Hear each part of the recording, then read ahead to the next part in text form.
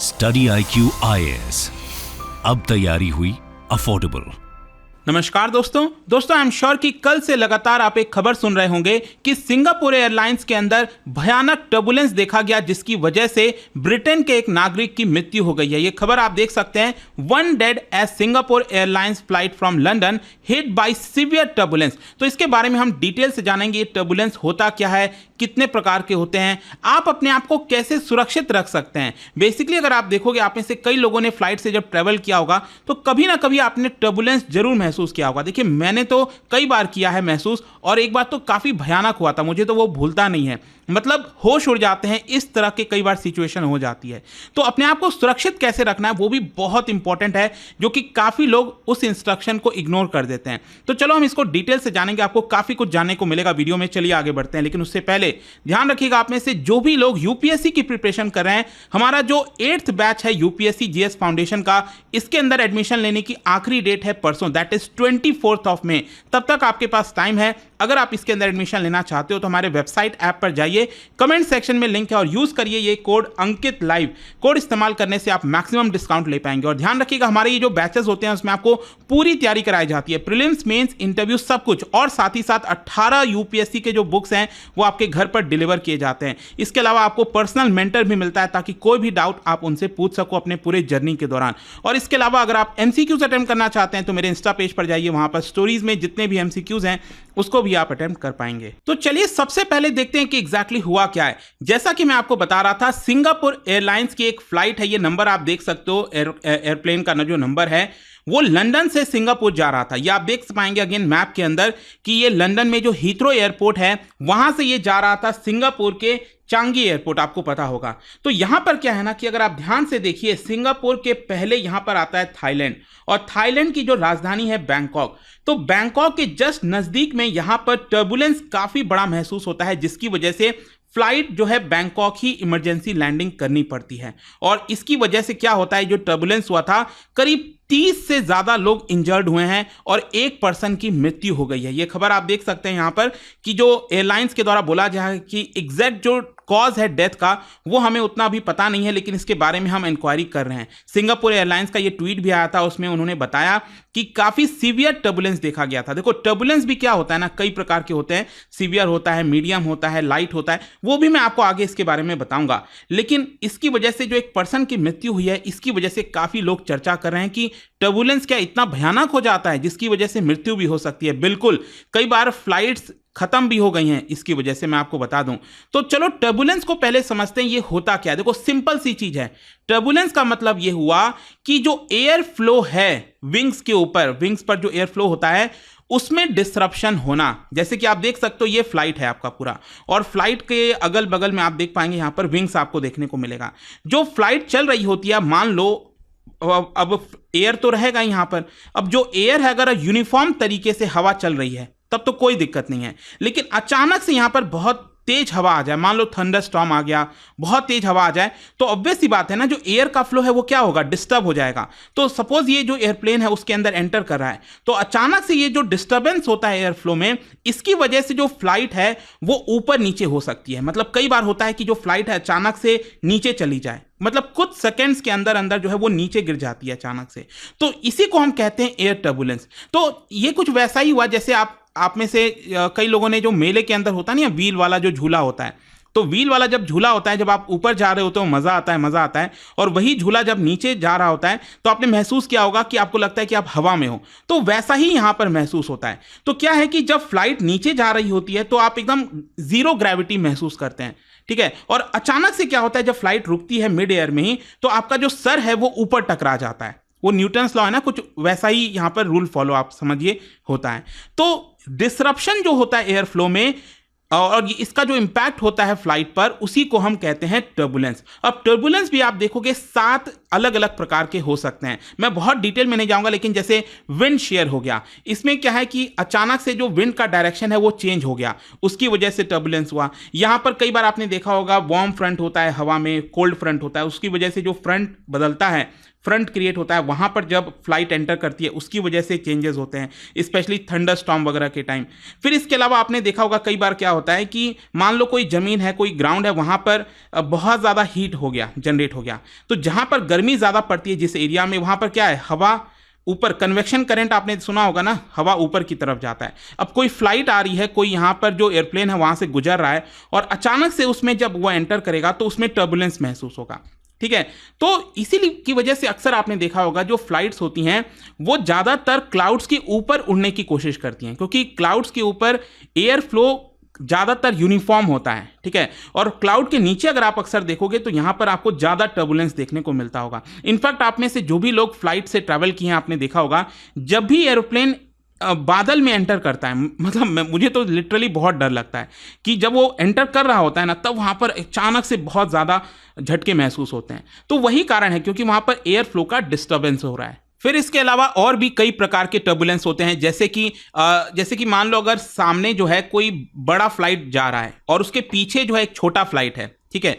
तो क्या होता है कि आगे बड़ा फ्लाइट है तो उसकी वजह से जो हवा का फ्लो है वो आपका चेंज हो गया, और जो पीछे छोटा वाला फ्लाइट है उसके ऊपर बहुत ज़्यादा प्रेशर पड़ता है, तो इसकी वजह से भी यहाँ पर क्या है, टर्बुलेंस महसूस होता है। कई बार क्या होता है कि मान लो फ्लाइट जा रहा है और उसके सामने एक बड़ा सा ऑब्जेक्ट आ गया, कोई बहुत बड़ी बिल्डिंग है या फिर कोई माउंटेन है, तो वहाँ पर भी उसकी वजह से एयर फ्लो डिस्टर्ब हो जाएगा, तो उसकी वजह से भी फ्लाइट पे टर्बुलेंस महसूस होता है। तो इस तरह के कई प्रकार के टर्बुलेंस देखने को मिल सकते हैं।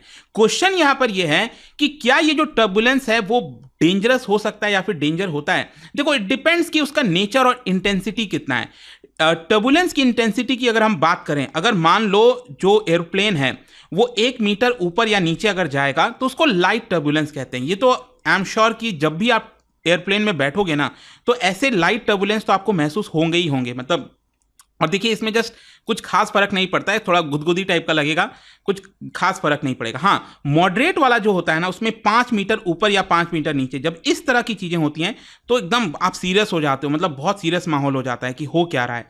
और सीवियर वाला, जैसे ये वाले केस में हुआ था, सीवियर के केस में 30-30 मीटर से ज़्यादा ऊपर नीचे जाता है। आप सोचिए, कुछ सेकंड्स के अंदर अचानक से जो फ्लाइट है वो ऊपर नीचे हो जाए तो आप कितना बड़ा झटका महसूस हो सकता है फ्लाइट के अंदर। तो डिपेंड करता है नेचर और इंटेंसिटी के ऊपर कि वो कितना डेंजरस हो सकता है। देखो, यहाँ पर क्या है ना कि मेन कॉज तो मैंने आपको बता दिया कि कई बार क्या होता है कि जो एयरप्लेन है अगर उसमें सीवियर टर्बुलेंस महसूस हुआ तो कई बार इतिहास में ऐसा हुआ है कि जो फ्लाइट है वो आपका नीचे गिर गई है और एक्सीडेंट हुआ है। और यहाँ पर मेन कारण क्या है, टर्बुलेंस तो है ही है, लेकिन साथ ही साथ जो पायलट है ना उसके ऊपर भी काफ़ी हद तक चीज़ें डिपेंड करती हैं। क्या वो पायलट प्रॉपरली ट्रेंड है कि नहीं, अगर उसको अच्छे से ट्रेनिंग मिली भी है, काफ़ी हद तक वो चीज़ों को कंट्रोल भी कर पाएगा। और देखो, कई बार ऐसे भी इश्यूज आते हैं कि आपने देखा होगा जो फ्लाइट का पायलट है उसको वेदर के बारे में पता नहीं है, वो कहीं से गुजर रहा है, अगर उसको सही जानकारी नहीं मिली है तो क्या होगा कि वो गलत हवा में, वेदर में जो है ले जाएगा और उसकी वजह से भी टर्बुलेंस होता है। तो और भी कई सारे फैक्टर्स होते हैं। It is not just about कि एयर फ्लो हुआ, मतलब आपको पहले से प्रिपेयर होना पड़ेगा। जैसे कि स्पाइस जेट के साथ हुआ था, बोइंग 737-800 एयरक्राफ्ट था 2022 में, 189 पैसेंजर्स उसमें बैठे हुए थे, अचानक से खराब वेदर हुआ और लोगों को, आप समझिए, जो फ्लाइट जा रही थी 100 नॉट्स की जो स्पीड है उसमें एकदम ड्रॉप देखने को मिला।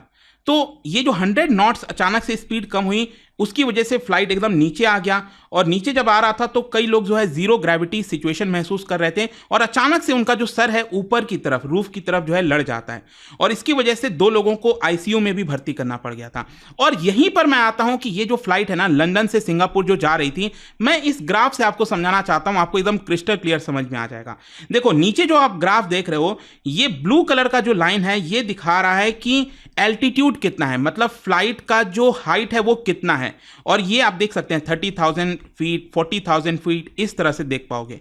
और ये जो येलो कलर का लाइन है ये दिखा रहा है कि उस फ्लाइट की स्पीड कितनी है। तो यहां पर स्टार्टिंग में देखिएगा ध्यान से, जब ये लंदन से इसने उड़ान भरी, ध्यान से देखिएगा, लंदन से जब ये उड़ान भरी तो यहां पर येलो कलर क्या है, ये स्पीड को दिखा रहा है। तो जैसे जैसे स्पीड तेज होती है तो फ्लाइट उसी हिसाब से एल्टीट्यूड पकड़ लेती है, मतलब उतने हाइट पर चली जाती है, और एक पर्टिकुलर स्पीड और हाइट पकड़ के वो यूनिफॉर्म रहती है। आप देख पाओगे इतना हाइट है, मतलब करीब 30,000 के आसपास हाइट आपको देखने को मिलेगा, फिर आगे चलते चलते 35,000 फीट, और स्पीड भी लगभग आपका, आप समझिए कि 500 नॉट्स के आसपास है, फ्लाइट की स्पीड। लेकिन अब देखिए क्या होता है, यहां पर जैसे ही बैंकॉक के नजदीक, मैंने आपको बताया बैंकॉक के नजदीक यहां पर आप देखोगे ये जो हाइट है ना, अचानक से इसमें आपको ये गिरावट देखने को मिलेगी। अगेन मैं फिर से बना रहा हूं, ये जो गिरावट आप देख रहे हो ना यहां पर, इसको ध्यान से देखिएगा, क्योंकि ये जो गिरावट हुई है फ्लाइट के हाइट में, क्योंकि आप देखिए करीब 38,000 फीट पर था ये, 38,000 फीट, अचानक से विद इन फ्यू सेकेंड जो है इसकी हाइट गिरकर हो जाती है 30,000 फीट। तो 30,000 फीट होती तो है वो ठीक है, लेकिन क्या इसकी स्पीड कम होती है? नहीं। यहां पर ध्यान से देखिए, इसकी जो स्पीड है वो लगभग 500-550 नॉट्स के आसपास ही है। यहां पर अगर फ्लाइट को लैंडिंग करानी होती है तो आपने देखा होगा जो फ्लाइट की स्पीड है वो भी धीरे धीरे कम हो जाती है। तो यहां पर क्या हुआ कि अचानक से काफी बड़ा टर्बुलेंस हुआ, मतलब कि जो प्लेन की हाइट थी वो 38,000 फीट से गिरकर अचानक 30,000 फीट पर आ जाती है, लेकिन फ्लाइट की जो स्पीड है वो उतनी ही रहती है, 500 नॉट के आसपास। तो जब ये महसूस होता है टर्बुलेंस इतना बड़ा, तो फ्लाइट ने इमरजेंसी लैंडिंग कराई। और यहां से अब आप देखिए, जब स्पीड कम होती है धीरे धीरे यहां पर उसकी जो हाइट है वो भी कम करा दी जाती है, एल्टीट्यूड, और फाइनली इसको बैंकॉक में इमरजेंसी लैंड हो जाता है। इनफैक्ट मैं आपको यहां पर दिखाना चाहता हूं कि फ्लाइट लैंड होने के बाद जो प्लेन की सिचुएशन थी, जो हालत थी, वो क्या हुआ है, आप इस वीडियो से देखिए।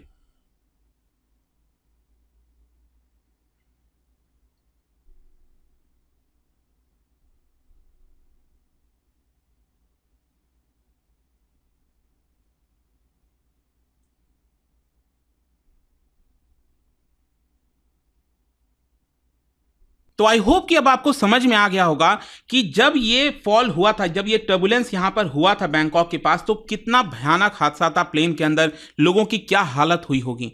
तो अब क्वेश्चन फाइनली यहां पर यह है कि जब भी टर्बुलेंस होता है तो पैसेंजर्स को क्या करना चाहिए। देखो क्या है ना कि टर्बुलेंस कोई अचानक से बता कर नहीं आएगा। हाँ, पहले से ही कई बार इंफॉर्मेशन दे दी जाती है पायलट्स को, तो पायलट्स क्या करते हैं, पहले ही आपको अनाउंस कर देते हैं कि वेदर सिचुएशन खराब होने की वजह से टर्बुलेंस हो रहा है, आप अपनी सीट बेल्ट की पेटी वापस से बांध लीजिए। क्योंकि नॉर्मल केस में क्या होता है, जो सीट बेल्ट है आपके लिए कंपलसरी होता है, उड़ान भरते समय, टेक ऑफ करते समय और लैंडिंग करते समय कंपलसरी होता है। लेकिन जब फ्लाइट मिड एयर होती है तो आपको बोल दिया जाता है कि अगर आप सीट बेल्ट खोलना चाहते हैं तो खोल लीजिए, लेकिन आपको प्रेफरेंस यही किया जाता है कि आप अपनी सीट बेल्ट लगा कर रखिए। तो सबसे बेस्ट तरीका, इनफैक्ट मैं भी यही चीज फॉलो करता हूं, सबको यही बोलता हूं कि भाई सीट बेल्ट निकालने की जरूरत ही क्या है, हल्का सा अगर सीट बेल्ट ढीला करना है कर लो, लेकिन उसको हमेशा पहन के रखो, क्योंकि टर्बुलेंस जब आएगा ना तो अचानक से ही आता है। और यही केस होता है कि ज्यादातर लोग सीट बेल्ट नहीं लगाए रहते हैं और अचानक से टर्बुलेंस हुआ, वो ऊपर हवा में उड़ गए और अचानक से फिर जैसे ही प्लेन रुका वैसे ही उनका जो सर है टकरा गया, और इसकी वजह से सीवियर एक्सीडेंट्स भी होते हैं। तो यहां पर आपको सबसे पहले सेफ्टी ब्रीफिंग हो गया, उसको ध्यान देना चाहिए। फ्लाइट अटेंडेंट्स क्या कह रहे हैं उसको ध्यान दीजिए। सीट बेल्ट हर टाइम पहन के रखिए। अगर आपके साथ बच्चा है तो बच्चे, 2 साल से कम उम्र के बच्चे जो होते हैं उनके लिए अलग से एक और सीट बेल्ट मिलता है, इंस्ट्रक्शंस फॉलो करना होता है, वो सारी चीजें। तो वो सब कुछ अगर आप करोगे तो आप यहां पर सुरक्षित रह सकते हैं। तो काफी इंपॉर्टेंट है ये। आई होप कि आपको इस वीडियो के माध्यम से काफी कुछ जानने को मिला होगा। और जाने से पहले एक इंटरेस्टिंग क्वेश्चन, क्या बता सकते हो कि एयरक्राफ्ट में कौन सी ऐसी चीज को कॉन्फ़िगर करने के, मतलब डिस्क्राइब करने के लिए उस टर्म का इस्तेमाल किया जाता है? उस टर्म, उसको क्या बोलते हैं? The term canard is used to describe which of the following configuration of an aircraft। तो यहां पर आपको बताना है, और इसका राइट आंसर आप सबको पता है, मेरे इंस्टाग्राम पर तो मिलेगा ही, वहां पर अगर आप नहीं हो कोई बात नहीं, टेलीग्राम से ले सकते हैं इसका सही उत्तर। मैं कई सारे जो एमसीक्यूज हैं वो यहां पर स्टोरीज में डालता रहता हूं। अगर आपको पीडीएफ चाहिए तो टेलीग्राम पर आइए, अलग अलग सोशल मीडिया पर आप जुड़ पाओगे। और जैसा मैंने आपको बताया, अगर आप यूपीएससी की तैयारी कर रहे हैं, कोई भी बैच चाहते हैं, you can simply use this code Ankit live to get maximum discount. And I hope की वीडियो आपको पसंद आया होगा। मिलता हूं आपसे next time. Till then, thank you very much. See you soon। Study IQ IAS, अब तैयारी हुई अफोर्डेबल।